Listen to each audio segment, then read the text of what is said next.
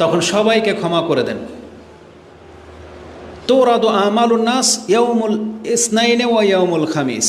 রাসূল বলেছেন সোমবার আর বৃহস্পতিবার দিন আকাশের দরজা খুলে যায় এবং আমলনামা, প্রত্যেক সপ্তাহের আমলনামা 2 দিন আল্লাহর কাছে পেশ করা হয়। ফায়াগফিরুল্লাহু কুল্লু আবদিন মান লা ইউশরিকু বিল্লাহি শাইআন। আল্লাহর সাথে শিরিক করে না এমন প্রত্যেক ব্যক্তিকে আল্লাহ 2 দিন ক্ষমা করে দেন। বুঝছেন, তাওহীদবাদীদের মান এটা। আমাদের শেখেরা যে কেন বেশি তাওহীদের আলোচনা করে তার মূল হচ্ছে এটা, যার সাথে আল্লাহর সম্পর্ক আর কারোর সাথে সম্পর্ক নাই, যেই ব্যক্তি তাওহীদের উপরে আছে তার দ্বারা যত ছোটোখাটো পাপগুলো হয় আল্লাহ তাদেরকে ক্ষমা করার জন্য যে কত ব্যবস্থা রেখেছেন তার এটা একটা, যে প্রত্যেক সোমবার প্রত্যেক বৃহস্পতিবার আল্লাহ তাদেরকে ক্ষমা করে দেন। যে মান লা ইউশরিকু বিল্লাহি শাইআন ইল্লা রাজুলান।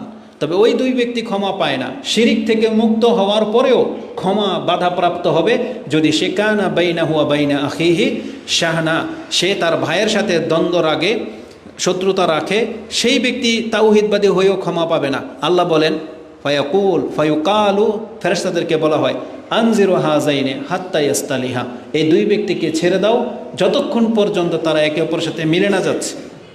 একে অপরকে ক্ষমা না করা পর্যন্ত একেও ক্ষমা করা হবে না। সে যদি তার ভাইকে ক্ষমা করে দেয় তোমরাও তাকে ক্ষমা ঘোষণা করে দিবে। এটা ইমাম মুসলিম কোট করেছেন। তাহলে যে কাজটা শবে বরাতের রাতে হয় এর জন্য আপনি সারা রাত ভরে কিয়াম করবেন আর দিনের বেলা আপনি সিয়াম পালন করবেন, তাহলে ওই কাজটাই আপনি সোমবার দিন আর বৃহস্পতিবার দিন কেন করেন না? প্রত্যেক সোমবার আর বৃহস্পতিবার আপনি কেন কবর জিয়ারতে যান না? প্রত্যেক সোমবার বৃহস্পতিবার সারা রাত আপনি জেগে কেন সালাত আদায় করেন না? তার মানে বোঝা যাচ্ছে যে আমাদের সমাজ আসলে দলিলের ভিত্তিতে না, যুক্তিতেও টিকে না, কিন্তু নিজেদের বাপদাদার ধর্ম থেকে যেটা তারা পেয়ে গেছে ওটার উপরই তারা বহাল থেকে যেতে চাচ্ছে। দলিল দিলেও কোনো কাজ হয় না, যুক্তি দেখালেও কোনো কাজ হচ্ছে না। না, এমনটা হলে চলবে না। আপনাকে কোরআন এবং সুন্নাহ, এমনকি সর্বোপরি আপনাকে নাস মানে যে বর্ণনাগুলো আছে এটার উপরে আপনাকে ফিরে আসতে হবে। তা আল্লাহ আমাদেরকে বোঝার তৌফিক দান করুন। তা আমাদের কাছে নিসফে শাবান বলে কোনো রাত প্রতিষ্ঠিত নাই, মানে ইবাদতের জন্য এটা দুর্বল হাদিস দিয়ে কোনো দিন কোনো আমল প্রতিষ্ঠিত হয় না। ফজিলত বর্ণনা করা যায় কিন্তু আমল হবে না, এটা তাদের থিওরি, হানাফিদের থিওরি যে ফজিলত বর্ণনা করা যায়। তাহলে ফজিলত থাকলে করেন, কিন্তু এখানে তো আমলের কথা আছে, সারা রাত ভরে কিয়াম করবেন, দিনের বেলা সিয়াম পালন করবেন, এটা আমল। আর রাসূলুল্লাহ সাল্লাল্লাহু আলাইহি ওয়াসাল্লামের আমলও এর খেলাফ। কারণ রাসূলুল্লাহ সাল্লাল্লাহু আলাইহি ওয়াসাল্লাম তিনি পুরো শাবান মাস জুড়েই সিয়াম রাখতেন, শুধু একটা সিয়াম রাখতেন না। এই জন্য আমাদেরকে সুন্নাহ দিকে ফিরে আসতে হবে। আমরা যতটুকু পারি এই শাবান মাসে আমরা সিয়াম পালন করব।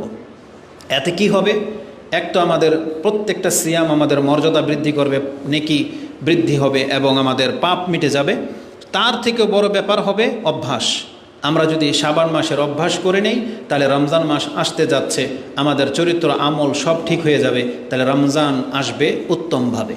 আমরা একটা সৎ ব্যক্তি হিসেবে রমজানকে স্বাগত জানাইতে পারবো। কিন্তু আমরা যদি আমাদের অভ্যাস মোতাবেক এখন পাপ কাজে লেগে থাকি তাহলে সম্ভাবনা আছে রমজান তো আসবে কিন্তু আমাদের পাপই থেকে যাবে। হতে পারে এই অভ্যাসগত কারণে রমজান মাসে আমরা পাপ করা শুরু করব, মোবাইলের মধ্যে নিয়ে ব্যস্ত থাকব, তারপরে আলফাল কাজে নিজেকে জড়িয়ে রাখবো। এটাকে থামানোর জন্য এটা উপযুক্ত সময়। এই জন্য শাবান মাস অত্যন্ত গুরুত্বের সাথে নিতে হবে, যাতে করে রমজানটা আমরা এই বছর ইনশাআল্লাহ আরও আগের চেয়ে বেটার বা কল্যাণকর করে পার করতে পারি। আল্লাহ আমাদেরকে তৌফিক দান করুন, আমিন। এবার আমরা আমাদের মূল বিষয়ের দিকে ফিরে আসি। আমাকে বলা হয়েছে যে আমি যেন আজকের খুতবায় আমাদের সাথে আল্লাহ সুবহানাহু ওয়া তাআলার কেমন সম্পর্ক বা কী সম্পর্ক সেটা যেন তুলে ধরি। আপনাদেরকে আমি একটা বলি, এটা আমার ত্রুটি, ধরে নেন এটা আমার ত্রুটি। আমাদের বিদ্যা বুদ্ধি এমনি কম। আমরা যখন কোনো কিছু ভাবি বা কোনো কিছু দায়িত্ব দেওয়া হয় তখন নিজেদের মধ্যে সেটা ঘাটতি দেখতে পাই, তখন ওটা রেডি করতে আমাদের অনেক সময় লেগে যায়। মূলত এই বিষয়টাকে যদি আমি উত্তম করে পেশ করার ইচ্ছা করি তাহলে আমাকে 1 মাস সময় লাগবে এটা নিয়ে ভাবতে, কারণ আমার রিজার্ভে কিছু নাই, আমাদের তো খুঁজতে হয়। তবে এই 3 দিন আমি শুধু এই বিষয়টা নিয়ে ভাবছি যে যেই প্রস্তাবটা করা হয়েছে কেমন মানে হইলাম আজ পর্যন্ত, যে আল্লাহর সাথে আমাদের সম্পর্কটা কি এটাই জানলাম না। এটাই এখন পর্যন্ত অনুভব আমরা অধিকাংশ মানুষ করতে পারি নাই। এটার চাইতে বড় ব্যর্থতা আর কিছুই নাই। মূলত এটা কেন আমরা পারবো না, আপনাকে যদি জিজ্ঞেস করা হয় আপনার সাথে আপনার রবের কী সম্পর্ক, আমি নিশ্চিত আমার চাইতে আপনার দুর্দশা আরও বেশি খারাপ হবে, কারণ আমরা তো স্টাডি করি, তাতেই অবস্থা। আপনাকে যদি জিজ্ঞেস করা হয় যে আপনার সাথে আপনার রবের সম্পর্কটা কী, আপনি দেখবেন একটু গিয়ে আপনি অন্ধকার হয়ে যাবেন, সামনের কিছু দেখতে পাবেন না, মানে আপনার বিবেক যাবে না। কারণ আমি সবাই তো সাক্ষী আমাদের সাথে আল্লাহর কি সম্পর্ক, কতটা আমরা আল্লাহকে ফিল করি, এটা আমরা সবাই সাক্ষী, কেউ এনে সাফাই গেলে চলবে না। কারণ আল্লাহ সুবহানাহু ওয়া তাআলা প্রত্যেকের অন্তরের খবর জানে, আমল জানে। এজন্য আমরা প্রেক্ষাপটকে সামনে রেখে এই কথা বলতে পারি, নিশ্চিত আপনাদের সবার একই দশা হবে যেটা আমাদের দশা, যে দেখতে পাবেন যে আল্লাহর সাথে একটা সম্পর্কের বড় গ্যাপ আমাদের রয়ে গেছে। আমাদের সাথে ব্যবসা বাণিজ্যের যে সম্পর্ক, আমাদের সাথে ঘুমের যে সম্পর্ক, খাওয়া দাওয়া, নিজের চাহিদার যে সম্পর্ক, যৌনতার যে সম্পর্ক, আমাদের সাথে ফ্রেন্ড সার্কেলের যে সম্পর্ক, আমাদের সাথে অবৈধ যে সম্পর্ক, গার্লফ্রেন্ড বয়ফ্রেন্ড, আমাদের সাথে আত্মীয়তার সম্পর্ক যতটা গাঢ়, সেই তুলনায় আপনি আল্লাহর সাথে সম্পর্কটা একটু মাপেন তো, দেখবেন খুব কম। আল্লাহ সুবহানাহু ওয়া তাআলার সাথে সম্পর্কটা একেবারে জিরো লেভেলে আছে, সবচেয়ে নিচে ওটা দেখবেন আল্লাহর সাথে সম্পর্ক। বিপদে পড়লে আমরা কাকে ডাকি, দেখবেন বন্ধু বান্ধবকে ডাকি, খুঁজি কে আমাকে হেল্প করতে পারবে, কে ধার দিতে পারবে, তাদেরকে খুঁজি। সেখানে আপনি প্রথমে আল্লাহকে ডাকেন নাই। আপনার যে কোনো ক্ষেত্রে হতাশায় পেরেশানি আপনি খালি হন্য হয়ে ঘোরেন, কে আপনাকে হেল্প করতে পারবে, কিন্তু আল্লাহর দিকে আপনার বিবেক যায় না। যে কোনো পেরেশানিতে আপনি হতাশা হয়ে যাচ্ছেন, কিন্তু আপনার রব আপনার সাথে আছে, এটা আল্লাহর ফয়সালা, আল্লাহ এটার মাধ্যমে আপনাকে কল্যাণ কিছু দিতে চাচ্ছেন, আপনার বিশ্বাসটা ওই পর্যন্ত যায় না। তো এটা আমি প্রথমে ত্রুটিগুলো বলে নিলাম। তারপরে আমরা আল্লাহ সুবহানাহু ওয়া তাআলার ফয়সালাকে অনেক সময় মেনে নিতে পারি না, যদিও অনেক সময় বাধ্য হয়ে আপনি ওয়ার্কার হিসেবে মালিকের ফয়সালাটা মেনেই নিচ্ছেন, তারপর তার কাজ করেই যাচ্ছেন, সে আপনার বেতন কাটে, তারপর আপনি কিচ্ছু করার ক্ষমতা নাই, নত হয়ে আছেন। বরং এমন সময় দেখা যায় যে আপনি আপনার চাকরিকে ঠিক রাখার জন্য আপনার ইবাদতকে পর্যন্ত আপনি ছেড়ে দিচ্ছেন। এটা হচ্ছে মালিকের সাথে আপনার সম্পর্ক। আল্লাহ সুবহানাহু ওয়া তাআলা আমাদের উপরে যে কত কি করেছেন, কত ইহসান করেছেন, এটা যদি এক এক করে তুলে ধরা হয়, সে তুলনায় এই দুনিয়ার মানুষগুলো কিছুই করে নেই, কিছুই করে নেই।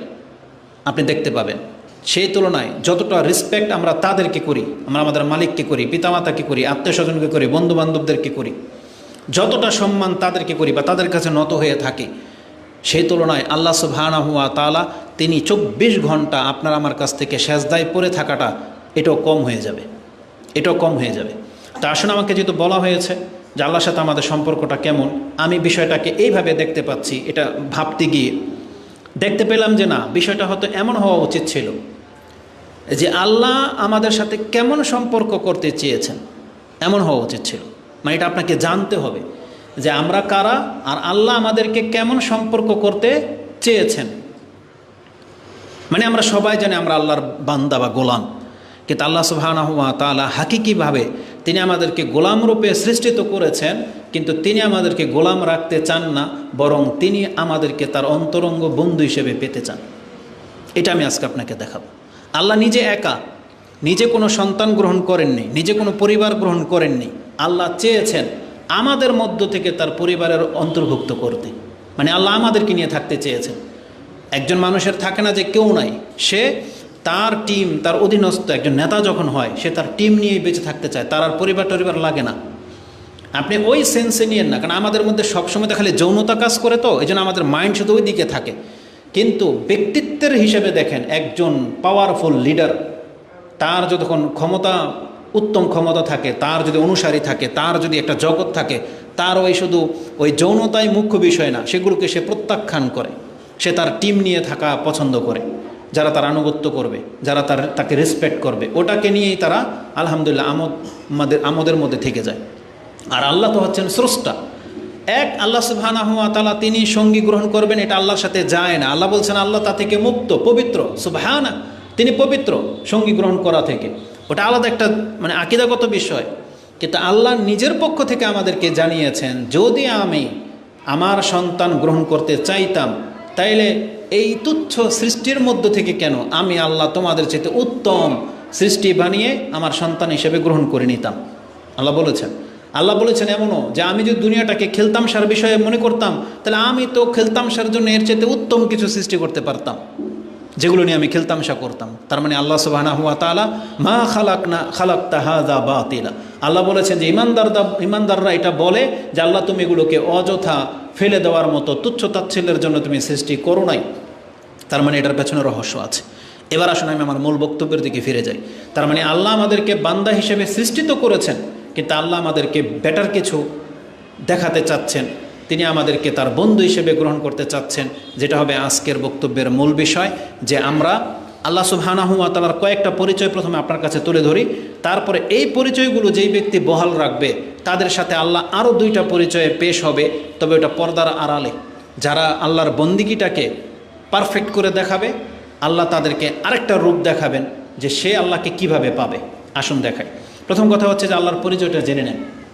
যাকে আজকে আমরা সম্মান করি না, যাকে আজকে আমরা ভুলে গেছি, কে তিনি? সেই সত্তা সম্পর্কে আপনাকে জানতে হবে। তিনি সেই সত্তা যিনি আপনাকে আমাকে সৃষ্টি করেছেন। তিনি হচ্ছেন খালেক। আল্লাহু খালিকু কুল্লু শাইইন। আল্লাহ সুবহানাহু ওয়া তাআলা কোরআনে তিনি একটা আয়াতে উল্লেখ করেছেন, এক কথাতে আপনি পেয়ে যাবেন, যেটা সূরা জুমার 39 নম্বর সূরার 62 নম্বর আয়াতে রয়েছে। আল্লাহ সুবহানাহু ওয়া তাআলা তিনি বলেন, আল্লাহ হচ্ছেন তিনি আল্লাহু খালিকু কুল্লি শাইইন ওয়া হুয়া আলা কুল্লি শাইইন ওয়াকিল। আল্লাহ হচ্ছেন তিনি যিনি সব কিছুকে সৃষ্টি করেছেন এবং তিনি সব কিছুর উপরে কর্মবিধায়ক, সব কিছুর উপরে কর্তৃত্বাধীন রয়েছে। এই পিচ্ছিগুলাকে ঢুকান্ত ভিতরে, ওদেরকে ভিতরে ঢুকান্ত।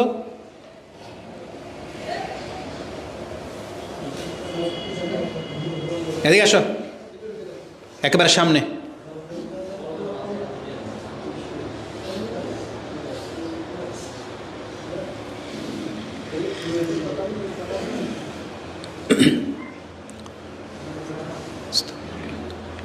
আল্লাহ সুবহানাহু ওয়া তাআলা তিনি তার পরিচয় আমাদের কাছে এইভাবে তুলে ধরতেছেন, আল্লাহু খালিকু কুল্লি শাইইন। আল্লাহ সব কিছুকে সৃষ্টি করেছেন একাই, তার মানে তিনি হচ্ছেন খালেক। এই সব কিছুর মাঝে আমরাও আছি। আমাদেরকে কেন সৃষ্টি করা হয়েছে একটু পরে সেটা আমি আপনার কাছে ব্যক্ত করব। তা আল্লাহ সুবহানাহু ওয়া তাআলা যিনি সব কিছুর স্রষ্টা, তিনি আমাদেরকে সহ সব কিছুকে তিনি সৃষ্টি করেছেন। তারপর আল্লাহ সুবহানাহু ওয়া তাআলা আমাদেরকে জানিয়েছেন, তোমাদেরকে একটা উদ্দেশ্য নিয়ে সৃষ্টি করেছি, তো একটু বড় পরেই বলবো বলেছি। তাহলে আর বাকি যা কিছু আছে এগুলোকে কেন সৃষ্টি করা হয়েছে এটাও আল্লাহ আমাদেরকে জানিয়েছেন, যে বাকি যত কিছু আছে তোমরা ছাড়া এটা বান্দা আমি তোমাদের কল্যাণের জন্য সৃষ্টি করেছি। মানে তোমাদের উপকারার্থে তোমাদেরকে পরীক্ষা করা হবে, তোমাদেরকে এটা নিয়ে এই দুনিয়ার মধ্যে ব্যতিব্যস্ততায় রাখা হবে এবং এ থেকে তোমরা রিজিক প্রাপ্ত হবে, উপকৃত হবে, এই জন্য সৃষ্টি করা হয়েছে। যেটা আপনি সূরা বাকারা 2 নম্বর সূরার 29 নম্বর আয়াতে পেয়ে যাবেন। আল্লাহ সুবহানাহু ওয়া তাআলা বলেছেন, হুয়াল্লাযী, তিনি সেই সত্তা, খালাকা লাকুম মা ফিল আরদি জামিয়া, এই জমিনের মধ্যে যা কিছু আছে সব কিছু আমি আল্লাহ তোমাদের জন্য সৃষ্টি করেছি। তার মানে সব মানুষের জন্য, গাছপালা, নদী নালা, তারপরে পশু প্রাণী পাখি, যা কিছু আছে, যা কিছু একজন মানুষের জীবনের জন্য প্রয়োজন, সব কিছু আল্লাহ দিয়ে পৃথিবীটাকে আল্লাহ সাজিয়েছেন। হুয়াল্লাযী খালাকা লাকুম মা ফিল আরদি জামিয়া, আল্লাহ বলেন সব কিছু তোমাদের জন্য। এখান থেকে এটা আকিদার বিষয় আপনাকে ক্লিয়ার করে দেই। কারণ আমাদের সমাজে দেখেন বলে যে খুতবা লম্বা হয়ে যায়। খুতবা কেন লম্বা হবে না? যেটা আপনার মধ্যে অজ্ঞতা বেশি, এই জন্য আমাদের কথাও বেশি বলতে হয়। যদি আমরা তাওহীদবাদী হতাম তো এখন যে কথাটা বলতাম এটা বলা লাগতো না। সেটা কি? আমাদের সমাজে একটা বাতিল আকিদা হলো, তারা বলে যে নবীকে সৃষ্টি না করা হইলে কিছুই সৃষ্টি করা হইতো না। এটা একটা চরম বাতিল আকিদা। আর শুধু বাতিল আকিদাই না, এর মতন মূর্খ মানুষই হয় না। মানে মানুষ তো মূর্খ হয়, মূর্খের একটা লেভেল থাকে। এটা কোন লেভেলের মূর্খ আসলে এটা বলাই যাবে না। সে যত বড় আপনার কাছে পাগড়িদারি আল্লামা হয়ে যাক না কেন, আপনার নজরে সে আল্লামা, কিন্তু কোরআন হাদিসের ভিত্তিতে সে তার মতন মূর্খ আর সমাজ আর কেউ নাই। যে কথা বলে যে রাসূলকে সৃষ্টি না করা হইলে মানে পৃথিবীকে সৃষ্টি করতেন না, মানে আল্লাহ সুবহানাহু ওয়া তাআলার চিন্তার মধ্যে পানি ঢেলে দিয়েছে। মানে আল্লাহ সুবহানাহু ওয়া তাআলা বলে কেউ, মানে আল্লাহর যেই উদ্দেশ্য সেটাকেও মেরে দিছে একবারে। অথচ আল্লাহ সুবহানাহু ওয়া তাআলা কি বলেছেন? আল্লাহ যদি এই কথা বলতেন, হুয়াল্লাযী খালাকা লাকা মা ফিল আরদি জামিয়া, হে নবী আমি আপনার জন্য সব কিছু সৃষ্টি করেছি, তাহলে বুঝতাম যে কোরআনের আয়াত থেকে ওরা দলিল নিয়েছে। কিন্তু আল্লাহ বলেছেন হুয়াল্লাযী খালাকা লাকুম, তোমাদের জন্য। আল্লাহ বলছেন তোমাদের জন্য, এখানে শুধু নবীকে বলা হয় নাই। তাহলে আপনি যে কথা বলতেন আল্লাহ যদি আমাদেরকে সৃষ্টি না করতেন পুরো পৃথিবীকে সৃষ্টি করতেন না, কথাটা মেনে নেওয়ার মতো হইতো। কারণ আল্লাহর মুখ্য হচ্ছে মানুষ, মানুষকে দিয়ে আল্লাহ ইবাদত করাবেন, তাই আল্লাহ এই পৃথিবীটাকে সৃষ্টি করেছেন। কিন্তু তারা কত বদাকিদা যে এটা নাকি মানে রাসূলকেই নাকি মানে সৃষ্টি করেছেন পৃথিবীর জন্য, বা পৃথিবী সৃষ্টি নাকি হতো না যদি রাসূলকে না পাঠাইতে। তো পৃথিবীকে রাসূলকে একজন ছিল? কত শত রাসূল পৃথিবীতে এসেছে। মুহাম্মদুর রাসূলুল্লাহ সাল্লাল্লাহু আলাইহি সাল্লাম ওই রকম রাসূল, কাদ খালাত মিন ক্বাবলিহির রাসূল। মুহাম্মদ তো তিনি একজন রাসূল, তেমন রাসূল তার পূর্বে কত রাসূল অতীত হয়ে গেছে, যেটা আল্লাহ সুবহানাহু ওয়া তাআলা সূরা আলে ইমরান ৩ নম্বর সূরা ১৪৪ নম্বর আয়াতে উল্লেখ করেছেন যে ওমা মুহাম্মাদুন ইল্লা রাসূলুন কাদ খালাত মিন ক্বাবলিহির রাসূল। মুহাম্মদ তো ঠিক একজন রাসূল, যেমন তার পূর্বে কত মর্যাদাপূর্ণ রাসূল অতীত হয়ে গেছে। ঈসা, মূসা, নূহ, ইব্রাহিম, আল্লাহ তো তাদের নাম উল্লেখ করেছেন। তাহলে তাদের জন্য আল্লাহ পৃথিবী সৃষ্টি করে নাই? তো এত ভ্রান্ত এদের এই বিশ্বাস, আল্লাহ হেফাজত করে আমাদেরকে। আল্লাহ বলেছেন হুয়াল্লাযী খালাকা লাকুম মা ফিল আরদি জামিয়া, তিনি সব কিছু তোমাদের জন্য সৃষ্টি করেছেন। তাহলে এখান থেকে আল্লাহর পরিচয়টা আপনি পাচ্ছেন যে আল্লাহ আমাদের জন্য কি করেছেন, কি না করেছেন, এটা হচ্ছে দেখার বিষয়। মহান আল্লাহ সুবহানাহু ওয়া তাআলার পরিচয় তিনি আমাদের কাছে এইভাবে তুলে ধরেছেন। এই যে কোরআনের সর্বশেষ সূরা আন-নাস, তাতে আপনি পরিচয় পেয়ে যাচ্ছেন। আল্লাহর পরিচয়ের সাথে আপনি আপনার অস্তিত্ব পাবেন এখন। সেটা কি? আল্লাহ সুবহানাহু ওয়া তাআলা তিনি তার পরিচয় দিয়ে আমাদেরকে জানিয়েছেন, কুল, তুমি আল্লাহর কাছে আশ্রয় চাও। আউযু বিরাব্বিন নাস, কুল আউযু বিরাব্বিন নাস, আমি মানুষের রবের কাছে আশ্রয় নিচ্ছি। মালিকিন নাস, মানুষের মালিক যিনি তার কাছে আশ্রয় নিচ্ছি। ইলাহিন নাস, যিনি মানুষের ইলাহ। তার মানে এই তিনটা শব্দ আমি আজকে আপনাকে দেখাবো যে এই তিনটার সাথে ওই যে প্রথমে যে কথাগুলো বলেছি আমাদের সাথে এর তারতম্য কী। আল্লাহ হলেন আমাদের রব, মানে তিনি লালন পালন করেছেন। আল্লাহ হচ্ছেন আমাদের মালিক, তিনি আমাদের ক্ষমতাধীন, মানে তিনি হচ্ছেন মূলত মালিক। আর তিনি হচ্ছেন আমাদের ইলাহ, যার ইবাদত করা যায়, আর কারো ইবাদত করা যায় না। তাহলে তিনটা পরিচয় আপনি পাচ্ছেন এখানে। আল্লাহ আমাদের মালিক, আল্লাহ আমাদের রব, আল্লাহ আমাদের ইলাহ। তার মানে কেন? কারণ আল্লাহ একটু আগেই বলেছে আল্লাহ আমাদেরকে সৃষ্টি করেছেন। আল্লাহ আমাদের রব, মানে কি তিনি আমাদেরকে রিজিক দিয়ে লালন পালন করে বড় করেছেন। আর যেহেতু তিনি মালিক, মানে তিনি আমাদেরকে সৃষ্টি করেছেন, তিনি রিজিক দিয়েছেন, তিনি হায়াত মউতের মালিক, এজন্য তিনি আমাদের মালিক। আর তিনি যেহেতু মালিক, তখন তিনি আমাদের কাছ থেকে একটা ডিমান্ড করেছেন যে আমার ইবাদত করতে হবে, সেটা একটু পরেই আসবে। এই তিনটা কথার সাথে আমাদের চরিত্রের মিল দেখেন। দুনিয়াতে আমরা আমাদের মালিকদেরকে, কোম্পানির মালিক বলেন, রাষ্ট্রের মালিক বলেন, নেতাদেরকে বলেন, এতটা সম্মান করি, এতটা রেসপেক্ট করি, এদের কাছে এত ধন্য ধরি, মনে হচ্ছে যে এরা আমাদের মাবুদ। মানে এমন হয়ে গেছে যে এরাই আমাদের ইলাহ।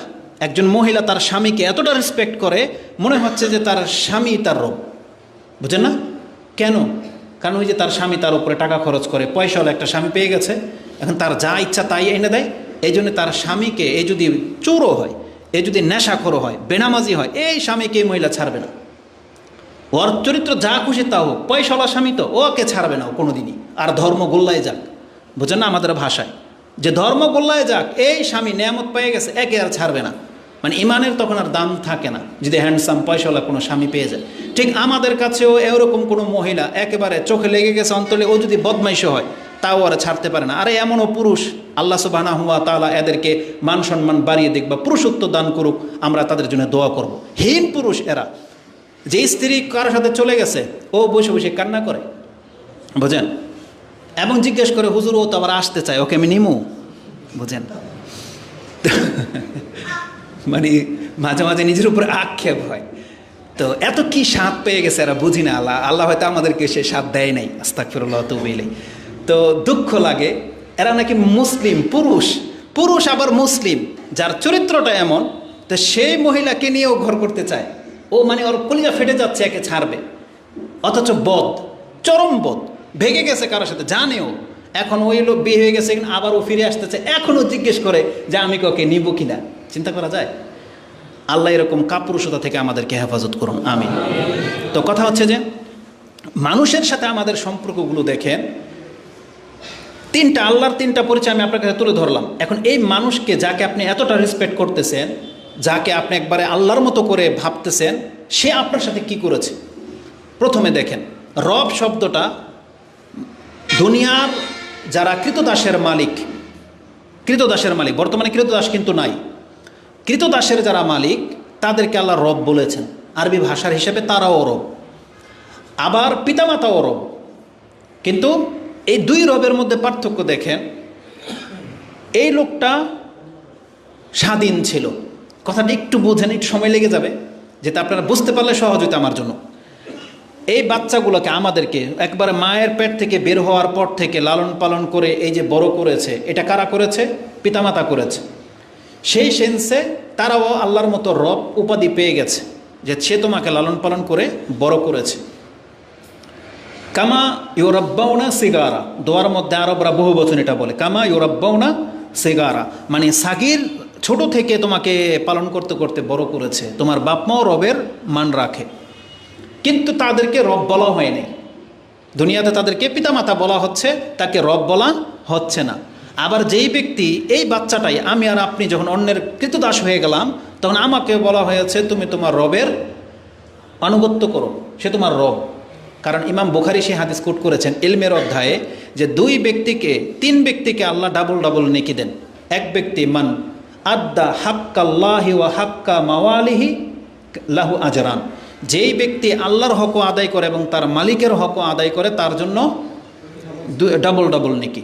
তাহলে ওই কৃতদাসকে বলা হয়েছে এটা তোমার রব, মালিককে বলা হয়েছে রব।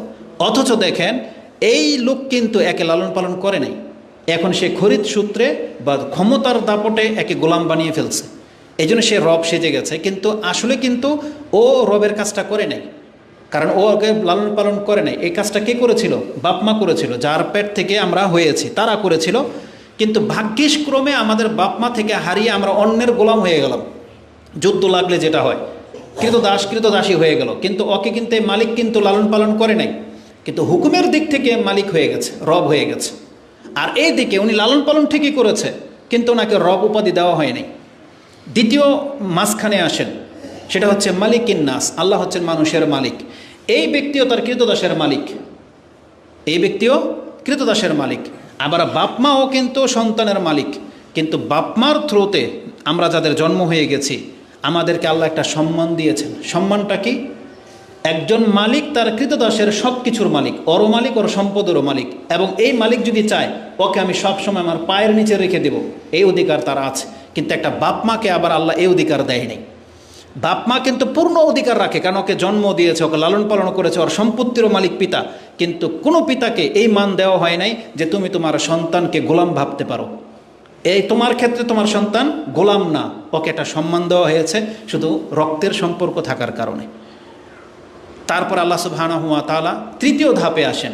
আল্লাহ হচ্ছেন ইলাহিন নাস। আল্লাহ বলেছেন তোমাকে আমি রব বানিয়েছি, মালিকও বানিয়েছি, কিন্তু তুমি এই কৃতদাসের ইবাদত পাওয়ার যোগ্য না।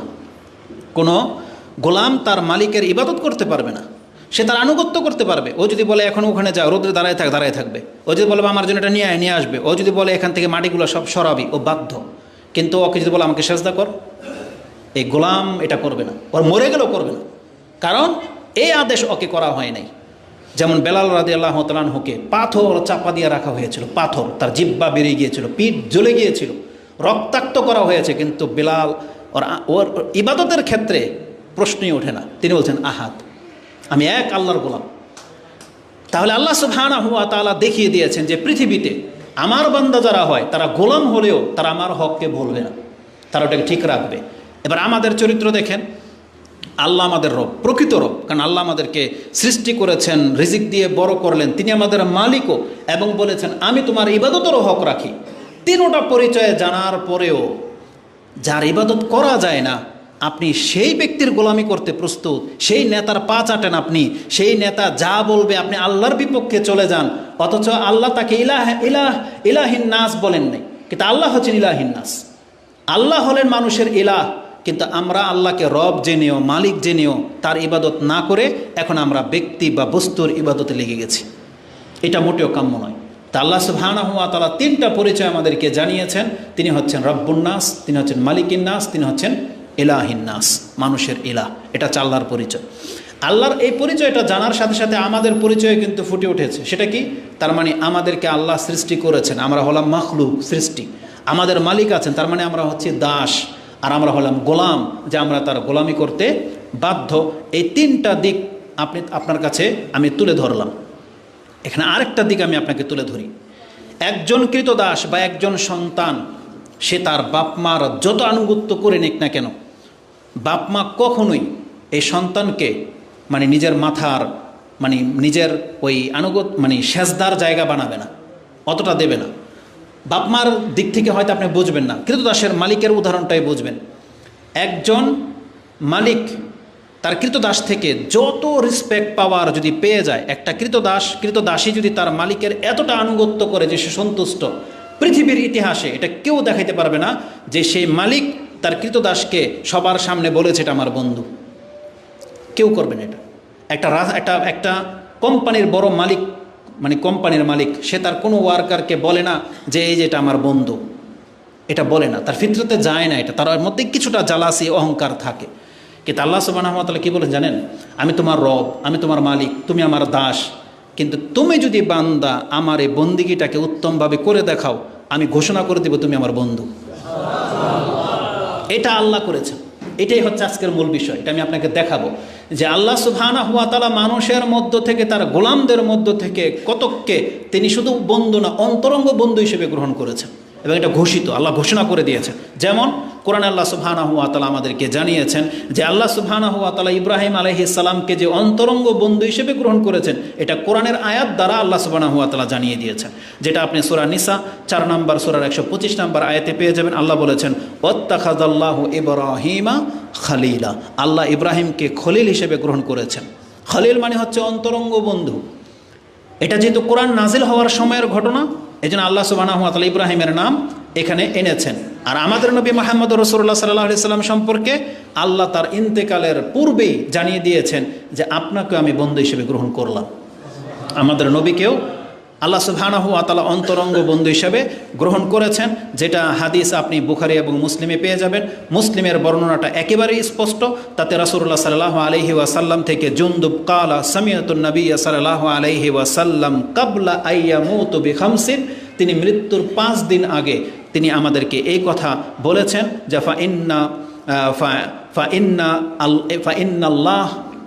ইন্নাল্লাহ তাআলা কাদ ইত্তাখাযানি খালিলান কামা ইত্তাখাযা ইব্রাহিমা খালিলা।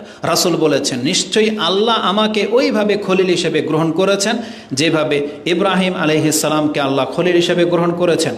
তাই রাসূলুল্লাহ সাল্লাল্লাহু আলাইহি সাল্লাম বলতেছেন সবাইকে উদ্দেশ্য করে, ওয়ালাউ কুনতু মুত্তাখিযান মিন উম্মতি খালিলান লাত্তাখাযতু আবা বকরিন খালিলান, আমি যদি আমার উম্মতের মধ্যে কাউকে অন্তরঙ্গ বন্ধু হিসেবে গ্রহণ করতাম, এটা সমীচীন যদি হতো, তাহলে আমি আবু বকরকে আমার অন্তরঙ্গ বন্ধু হিসেবে গ্রহণ করতাম।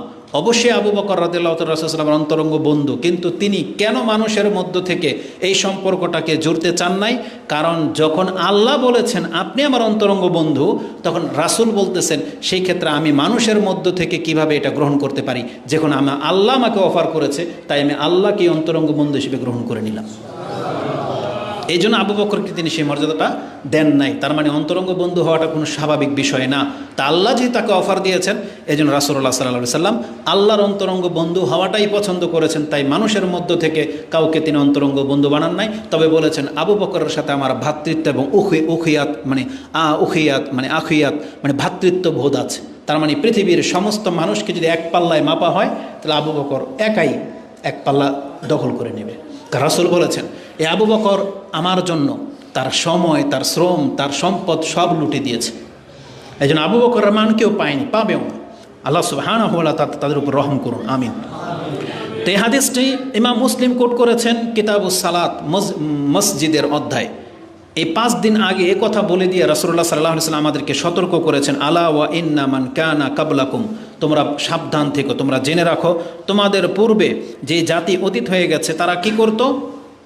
কানু ইয়াত্তাখিযুনা কুবুর আম্বিয়াইহিম ওয়া সালিহিম মাসাজিদা, তোমাদের পূর্বের জাতিরা তাদের সৎ ব্যক্তিদেরকে এবং তাদের নবীদেরকে মরে গেলে তারা কবরকে মসজিদ বানিয়ে ফেলতো। খবরদার আমি মরার পরে তোমরা কিন্তু আমার সম্পর্কে এরকম বাড়াবাড়ি করবে না।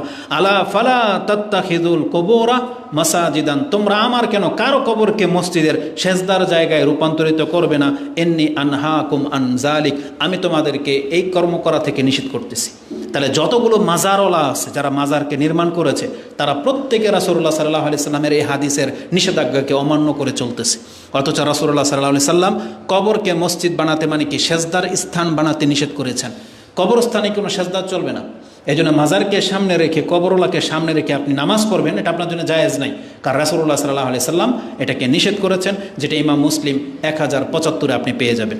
তা আমি যেটা দেখাতে চেয়েছি, আল্লাহ সুবহানাহু ওয়া তাআলা তিনি মানুষের মধ্য থেকেও বন্ধু গ্রহণ করতে চেয়েছেন, এমনকি তিনি করে দেখিয়েছেন যে ইব্রাহিম, মুহাম্মদ, মুসা, ঈসা এরা হলো আমার বন্ধু, এবং তাদের মধ্যে ইব্রাহিম এবং মুহাম্মদ হচ্ছে অন্তরঙ্গ বন্ধু।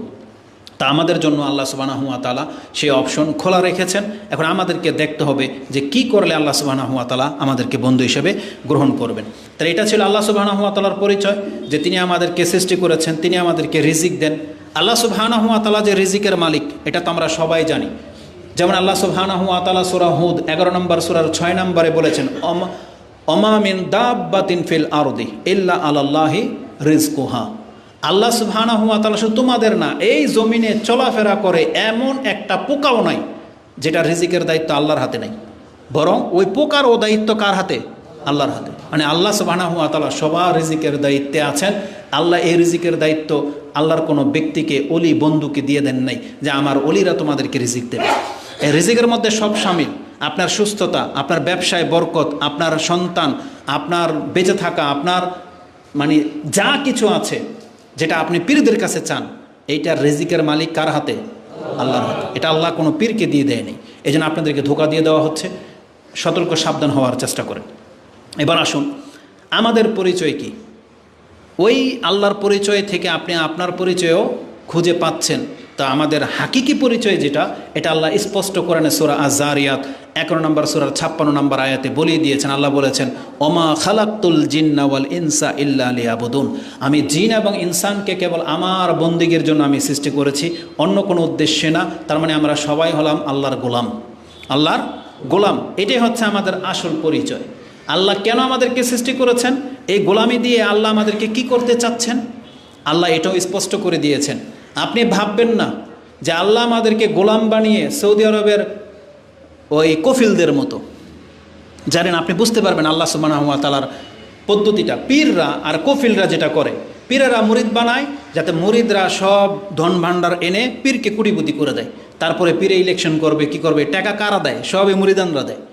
তো পীরদের মতো আল্লাহ না, যে আল্লাহ এটা চান নাই যে তোমাদেরকে আমার সব আমার মানে কফিলেরই যে কি বলে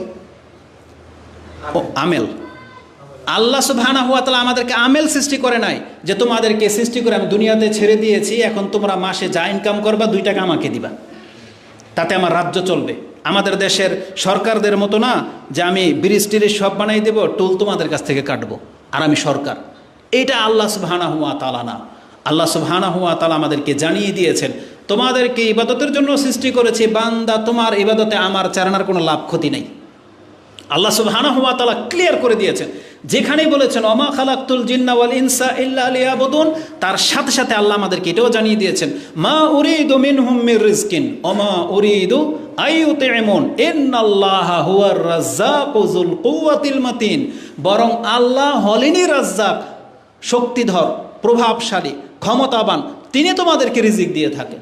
তার মানে আল্লাহ তোমাদের কাছ থেকে কফিলদের মতো ওই মান্থলি খাওয়ার জন্য তোমাদেরকে সৃষ্টি করেন নাই, বরং তোমাদের ইবাদত তোমাদের জন্য কল্যাণকর। আমাদের ইবাদতে আল্লাহর কোনো লাভ ক্ষতি নেই। আল্লাহ সুবহানাহু ওয়া তাআলা এই কথাটাকে বোঝানোর জন্য কোরআনে যে কত ব্যাপকভাবে আমাদেরকে জানিয়েছেন।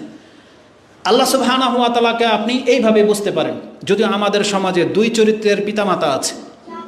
এক চরিত্রের পিতামাতা হলো সে তার সন্তানকে অনেক ফুটফুটে একটা সন্তান আদর করে লালন পালন করে। এই বাপ মার মাথায় কোনো দিন এই চিন্তা আসে না যে আমার এই সন্তান বুড়া বয়সে আমাকে ট্যাকেল দিবে। এই বাপ মার এই চিন্তা আসে না যে আমার এই মেয়েকে, ওকে আমি পড়ালেখা করাইতেছি, ও ডাক্তার হবে, ইঞ্জিনিয়ার হবে, ও ইনকাম করে আমাকে খাওয়াবে। কিছু বাপ মা আছে এই চরিত্রের, সে কোনোদিন তার সন্তানকে নিজের ফ্যাক্টরির প্রোডাক্টের মতো ব্যবহার করে না, যে তোকে আমি বড় করে দিলাম যাতে আমার শেষ বয়সে ও আমার সাহারা হবে। এমন কিছু বাপ মা আছে যারা নিছক ভালোবাসার কারণে সন্তানদেরকে লালন পালন করতেছেন। ও যদি আমাকে খেতে দেয় দিবে, না দিলে না দিবে, তাতে আমার কিছু যায় আসে না, এটা আমার দায়িত্ব, আমি পুরো করে দিলাম। এমন কিছু বাপ মা আছে। আর কিছু বাপ মা আছে ও সন্তানকে পালে, মেয়েদেরকে পালে শুধু ইনকাম খাওয়ার জন্য। আমরা এমনও বহু মেয়েদের প্রশ্ন আমরা পেয়েছি যারা আমাদেরকে বলে যে হুজুর আমার বাপ মা আমাকে বিয়ে দিতে চায় না, আমার বিয়ের প্রয়োজন, তারা চায় আমি চাকরি করি। কেন? কারণ তাদের হাল ধরতে হবে। চিন্তা করা যায় যে তোকে এত পড়ালেখা করাইলাম, ডাক্তার হওয়ার পজিশনে তুই এখন বিয়ে বসে যাবি? আপনি কি মনে করেন? হ্যাঁ, তাদের ঘাটতি আছে, কিন্তু এটা ভালো চরিত্র না। আল্লাহ সুবহানাহু ওয়া তাআলা আপনার রিজিকে যে ঘাটতি রেখেছে এটা আল্লাহ ফয়সালা, কিন্তু আপনি আপনার মেয়েকে দিয়ে তো এই কাজ করাইতে পারেন না। ওর ভবিষ্যৎকে আপনি উজ্জ্বল করতে হবে, ওকে ভালো ছেলে দেখে বিয়ে দিতে হবে। ওর কামাই খাওয়ার জন্য আপনি ওকে পালতেছেন, এত নোংরা চিন্তা কি করে হতে পারে মানুষের মাঝে? তা আল্লাহকে আপনি প্রথম রূপে নিয়ে নেন। আল্লাহ সুবহানাহু ওয়া তাআলা আমাদেরকে লালন পালন করেন, এটা আল্লাহর এক্সট্রা গিফট, মানে গিফট আল্লাহ সুবহানাহু ওয়া তাআলা এমনি দিয়ে দিয়েছেন, এমনি। আপনি আল্লাহর কাছ থেকে এটা চান না, আশা করেন না। যেমন ধরেন কিছু মহিলারা আছে, কিছু ব্যক্তিরা আছে খুব দামি বিলাই পালে বিলাই। আচ্ছা বলেন তো আপনি বিলাই কেন পালেন? এই বিলাইকে আপনারা দুধ দেয়, বাচ্চা আন্ডা দেবে, কি দিবে? বিলাই থেকে সব মানে একটা সময় বেনিফিট হবেন আপনি? না, তুচ্ছ কাজ। বিলাইটাকে আপনি আদর করে পালতেছেন, ওকে খাওয়াচ্ছেন, সব কিছু করছেন, মেও মেও করে আপনার সামনে, বাস এতে আপনি মজা পান। আল্লাহ সুবহানাহু ওয়া তাআলা এমনটাও না। আল্লাহ বলছে, আরে বেটা, তোকে আমি সৃষ্টি করেছি, তোর আমি রিজিক দিয়ে যাবো, কারণ আমার কাছে ভান্ডার আছে, আমি তোর কাছ থেকে লাভবান হওয়ার জন্য তোকে সৃষ্টি করি নাই। আল্লাহ সুবহানাহু ওয়া তাআলার জন্য আসলে কোনো মানে এক্সাম্পলই ফিট হবে না, কারণ আল্লাহ হচ্ছেন আলা মিসাল। কিন্তু বোঝার জন্য এই কথাগুলো বিভিন্নভাবে আপনার কাছে বললাম। আল্লাহ সুবহানাহু ওয়া তাআলাকে চিনতে হলে আপনার মতো করে আপনাকে ভাবতে হবে যে আল্লাহ আসলে কি চেয়েছেন আমাদের কাছ থেকে, আল্লাহর কি লাভ, আমাকে খাওয়াচ্ছেন কি লাভ? আল্লাহ সুবহানাহু ওয়া তাআলার কোনো লাভ নাই। আল্লাহর যে কোনো লাভ নাই তার বাস্তব প্রমাণ হলো আমরা তো আল্লাহর প্রতি ঈমান এনেছি, আল্লাহর কথা বলতেছি, কিন্তু হাজারো কাফের আছে যারা আল্লাহকে মানেই নেই, কিন্তু তাদেরকে আল্লাহ সুবহানাহু ওয়া তাআলা বিলিয়নিয়ার বানিয়ে রেখেছেন, তাই না? কত শত কোটি টাকার মালিক বানিয়ে রেখেছেন। তার মানে আল্লাহ বোঝাতে চেয়েছেন এটার সাথে আমার কোনো সম্পর্ক নেই বান্দা, এটা হচ্ছে দুনিয়া। আল্লাহ সুবহানাহু ওয়া তাআলা এই কথাগুলো আমাদেরকে কিভাবে বোঝাতে চেয়েছেন? মূসা আলাইহিস সালাম তিনি তার জাতির কাছে এই কথাটা বলেছিলেন, ক্বালা মূসা ইন তাকফুরু আনতুম ওয়া মান ফিল আরদি জামিআন ফা ইন্নাল্লাহা গানিয়ুন হামিদ। হে আমার জাতি, তোমরা শোনো, তোমরা এবং পুরো পৃথিবীবাসী যদি আল্লাহর কাছ থেকে মুখ ফিরিয়ে নাও, ইন আনতুম ওয়া মান ফিল আরদি জামিআন ফা ইন্নাল্লাহা লাগানিউন হামিদ। তোমরা জেনে রাখো অবশ্যই আল্লাহ সুবহানাহু ওয়া তাআলা হচ্ছেন গনি এবং তিনি হচ্ছেন প্রশংসিত। তার মানে তাকে প্রশংসা করলে তিনি প্রশংসিত হবে না, তোমার প্রশংসাতে আল্লাহ সুবহানাহু ওয়া তাআলার কিছু যায় আসে না। এবং আল্লাহ আমাদেরকে এ কথাও বলেছেন যে আমি লোকমানকে যখন হিকমা দিয়েছি এবং লোকমানকে আমি এটা স্মরণ করিয়ে দিয়েছি, তোমার প্রজ্ঞার কারণে তুমি আল্লাহর শুকরিয়া আদায় করবে। আল্লাহ বলেছেন ওয়ালাকাদ আতাইনা লোকমান আল হিকমাতা আনিশকুরু লিল্লাহ, আমি তাকে প্রজ্ঞা দিয়ে বলেছিলাম, চেয়েছিলাম যে ও আমার শুকরিয়া আদায় করবে, আল্লাহর পক্ষ থেকে জ্ঞান প্রাপ্ত হয়েছে। তারপর আল্লাহ এটাও আমাদেরকে জানিয়ে দিয়েছেন ওমাই ইয়াশকুর ফা ইন্নামা ইয়াশকুরু লিনাফসি, যে শুকরিয়া আদায় করবে এটা তার কল্যাণের জন্য, তারই কল্যাণ হবে। নাফসি ওমান কাফারা ফা ইন্নাল্লাহা গানিউন হামিদ। আর যদি তুমি মুখ ফিরাও, তুমি জেনে রাখো আল্লাহ তোমার মতো এরকমের বিদ্যা বুদ্ধিওয়ালা পৃথিবীতে বহু সৃষ্টি করেছেন। আল্লাহ সুবহানাহু ওয়া তাআলার কাছে কোনো ঘাটতি হয় না, যেটা আপনি সূরা লোকমানের 12 নম্বর আয়াতে পেয়ে যাবেন। এবং এটা হাদিসে কুদসিতে কি আছে? হাদিসে কুদসিতে আছে আল্লাহ সুবহানাহু ওয়া তাআলা বলেন, ইয়া ইবাদি, হে আমার বান্দারা, ইন্না লাউ আন্না আউওয়ালাকুম ওয়া আখিরাকুম ওয়া ইনসাকুম ওয়া জিন্নাকুম কানু আলা আতকা কলবি রাজুলিন ওয়াহিদিন মিনকুম মা জাদা যালিকা ফি মুলকি শাইআন। তোমরা সবাই, পৃথিবীর সমস্ত জিন, সমস্ত মানুষ যদি তোমাদের অন্তর যদি মুহাম্মদ সাল্লাল্লাহু আলাইহি সাল্লামের মতন হয়ে যায়, তার মানে সবচেয়ে আতকা, সবচেয়ে যিনি আল্লাহকে বেশি ভয় করতেন, সবচেয়ে বেশি যিনি আল্লাহর ইবাদত করতেন, তোমরা সবার চরিত্র যদি মুহাম্মদ সাল্লাল্লাহু আলাইহি সাল্লামের মতন হয়ে যায়, মা জাদা ফিল মুলকি শাইআন, আমার রাজত্বে সামান্য একটু বৃদ্ধি হবে না। আর তোমরা যদি কানু আলা আফজারে রাজুলিন কলবি রাজুলিন ওয়াহিদিন, আর তোমাদের সবার অন্তর যদি ফেরাউনের মতো হয়ে যায়, সমস্ত মানুষ ধরনের ফেরাউন নিজেই বলে কিসের আল্লাহ, যেটা ফেরাউন বলেছিল। আল্লাহ বলেছেন তাহলে জেনে রাখো মা নাকাসা যালিকা মিন মুলকি শাইআন, আমার রাজত্বে কোনো ঘাটতি হবে না। এটা ইমাম মুসলিম তার কিতাবুল বিররি ওয়াস সিলা 6466 নম্বর হাদিস আপনি পেয়ে যাবেন। আমি আমার বক্তব্যকে শর্ট করে দিচ্ছি। আমি যেটা বোঝাতে চেয়েছি, আমাদের ইবাদত মূলত আমাদের কল্যাণের জন্য। আল্লাহ আমাদেরকে সৃষ্টি করেছেন, এটা নিছক তার একটা দয়া। আল্লাহ তার রাজত্ব খালি পড়ে আছে, আল্লাহ চেয়েছেন যে একে তুচ্ছ একটা সৃষ্টি করে আমি জান্নাত দিয়ে দিই। এটা যে তুচ্ছ একটা ব্যাপার, আল্লাহ সুবহানাহু ওয়া তাআলার একটা বর্ণনায় এটা আছে, আমাদেরকে আল্লাহ 10টা পৃথিবীর মালিক করে দিবেন এক একটা নিম্নমানের জান্নাতীকে। একটা মুজাহিদকে 100টা পৃথিবীর মালিক করা হবে। আর নবীদেরকে, সিদ্দিকিন, সালেহিন, শহীদদেরকে যে কি দিবে এটার আপনার কোনো ভাষাই নেই। এতটা দেওয়ার পরেও জান্নাত এত বড়, তার বিশাল অংশ খালি পড়ে থাকবে, কারণ আল্লাহ তো প্রত্যেকটা মানুষের জন্য জান্নাত সৃষ্টি করেছিলেন। এই যে যে জাহান্নাম ভরে যাবে মানুষ দিয়ে, জিন দিয়ে, তাদের সবার জন্য জান্নাতের কোঠা ছিল, কিন্তু সেই জায়গাগুলো খালি পড়ে থাকবে। তখন আল্লাহ সুবহানাহু ওয়া তাআলা ইচ্ছা করে আরেকটা জাতি সৃষ্টি করবেন জান্নাতে, ওরা বড়ই হবে জান্নাতে। কি মনে করেন? আল্লাহর কাছে এটা সহজ ব্যাপার, সহজ ব্যাপার এটা। আপনাকে দিয়ে আল্লাহ 10টা পৃথিবী ভরাবে শুধু আপনার সন্তান দিয়ে। কি মনে করেন? মানে আপনি হলেন সেখানকার কিং, 10টা পৃথিবীর মালিক আপনি। আপনাকে কতগুলো স্ত্রী লাগবে এটা আল্লাহ সুবহানাহু ওয়া তাআলা ভালোই জানে, এবং সেই 10টা জান্নাত বা 10টা পৃথিবীকে আপনার নাসল দিয়ে আল্লাহ ভরে দিবেন। কি মনে করেন? যে এবার আপনি আবাদ করেন, কতটুকু পারেন দেখা যাবে, সেটা হচ্ছে জান্নাত। কিন্তু আপনি আল্লাহকে বোঝার চেষ্টা করেন। এই যে বক্তব্যটা আমি আপনার কাছে পেশ করেছি, একটা আয়াতকে শুধু বাস্তবায়ন দেখানোর জন্য, এটা বলে দিয়ে আমি খুতবা শেষ করে দেব। এটা ছিল বক্তব্যের মূল। আজকে আমরা অধিকাংশ মানুষ আল্লাহর বন্দিগি থেকে মুখ ফিরিয়ে নিয়েছেন। আপনি বুঝতেই পারতেছেন আপনি কত বড় ভুল করেছেন। আল্লাহ সুবহানাহু ওয়া তাআলা কোরআনে চমৎকার একটা এক্সাম্পল টেনেছেন ঈসা আলাইহিস সালাম কেন্দ্র করে। আপনি ভাববেন না যে আল্লাহর সন্তান হওয়া, আল্লাহর ওলি হওয়া এটাতে গর্বের বিষয়। যেমন আমাদের দেশে ইঞ্জিনিয়ার, ডাক্তার, আমি আল্লাহর ওলি, ইনি প্রেসিডেন্ট, ইনি নেতা, এমপি, এগুলো যে গর্ববোধ করেন, আল্লাহ বলতেছেন তোমরা পৃথিবীর মানুষ জেনে নাও, ঈসা আলাইহিস সালামকে তোমরা যারা আল্লাহর পুত্র বলে সম্মান দেখাতে চেয়েছ, তোমরা ভাইব না যে এতে তার সম্মান বাড়বে। কিন্তু ঈসার চরিত্র কি সেটা আমি তোমাদেরকে জানিয়ে দিই। আল্লাহ বলতেছেন লা ইয়াস্তানকিফাল মাসিহা আইয়াকুনা আবদাল লিল্লাহ ওয়ালাল মালাইকাতুল মুকাররাবিন। আল্লাহ বলেছেন ঈসা কেন, আমার যে সম্মানিত ফেরেশতারা আছে, জিব্রাইল পর্যন্ত নিজেকে আমার গোলাম হিসেবে পরিচয় দিতে ও হীন মনে করে না। কি মনে করলেন? যে ঈসা আলাইহিস সালাম তুমি যদি জিজ্ঞেস করো আপনি কে, সে বলবে না যে আমি সান অফ গড, সে বলবে না আমি আল্লাহর সন্তান, বরং সে বলবে আনা আব্দুল্লাহ। ঈসা বলবে আমি কে? আমি আব্দুল্লাহ।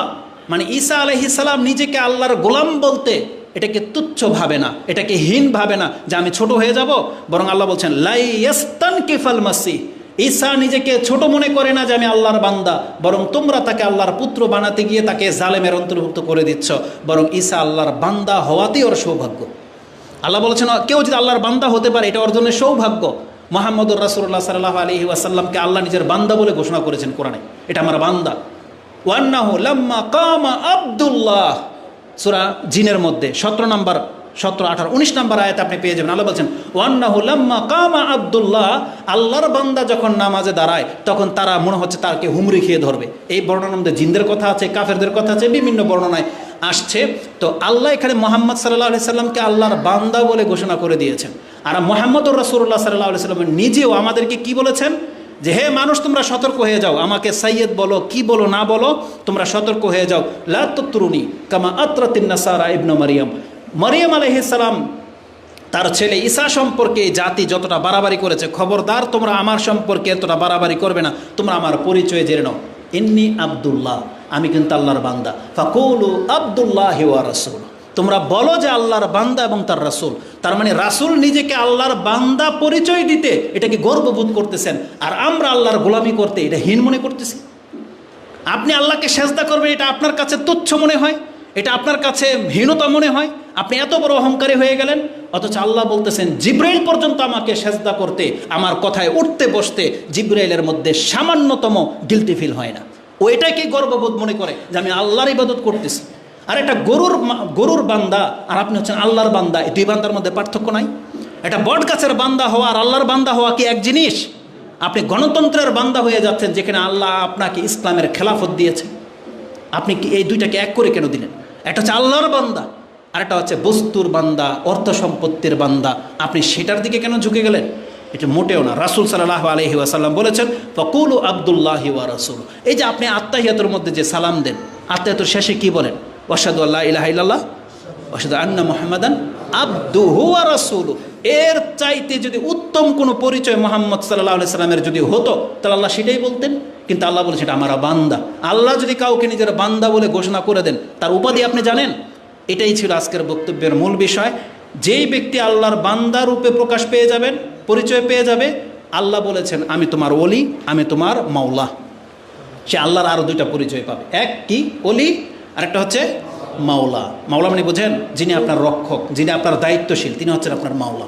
আপনার অলি মানে আল্লাহ হচ্ছেন অলি, আপনার বন্ধু। তার মানে বন্ধু বন্ধুর উপকারে আসে। এই জন্য আল্লাহ বারবার কোরআনে বলেছে, যেই সমস্ত কাফেররা আমাকে ছেড়ে দিয়েছে কিয়ামতের মাঠে, ওয়ালা তাজিদু ওয়ালিয়ান ওয়ালা নাসিরা, তারা কোনো অলিও পাবে না, সাহায্যকারীও পাবে না। আর আমরা যদি আল্লাহর বান্দা হয়ে যাই, আল্লাহ আমাদের কাছে কিয়ামতের মাঠে অলি হয়ে আসবেন এবং মাওলা হয়ে আসবেন, যে আল্লাহ আমাদের দায়িত্ব নিয়ে নেবেন। আল্লাহ তুমি আমাদের এই অলিয়ত্ব কবুল করো।